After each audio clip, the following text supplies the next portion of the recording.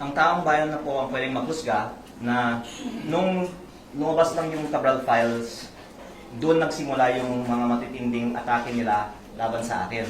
At si Yusek Claire Castro, ang pinaka-high profile example nito dahil sa dami nga niya po ng mga vlog episodes tungkol sa akin, matapos lamang kong nabanggit na ako po ay in possession ng mga Cabral files.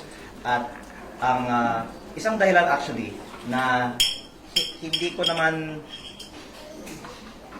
sinusubukan na kausapin sila pa na wag na nilang tamaan ako, ay nakikita naman ng publiko na hindi totoo ang sinasabi nila at ito po ay diversion lang sa totoong issue. At hindi po ako ang nadi-discredit nila. Dinidiscredit nila ang sarili nila.